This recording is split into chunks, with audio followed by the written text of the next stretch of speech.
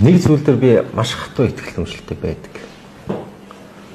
Ардчилсан нам Монгол ардын нам хоёр бол үеийн үед одоо ноцолж явах хэрэгтэй. Дээр ороод үзэж явах хэрэгтэй.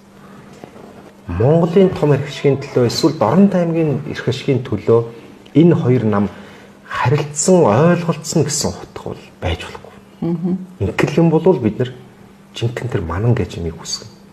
Манан гэж юм чинь зүгээр нэр өгчөөд байгаа болохоос биш.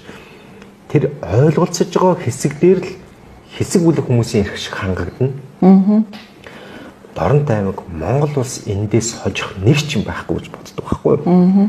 Тэгэхээр энэ Монгол улс жишээлбэл одоо нэг намын эсвэл хэсэг бүлэг ийм ашиг сонирхлын талбар болохгүй л гэж үзвэл энэ хоёр нам хоорондоо ан ман ачтаач үзэж явах хэрэгтэй. Хизээч өгсөн хуйлдах эсвэл одоо том эрх ашигын төлөө харилцсан ойлголцох юм байхгүй.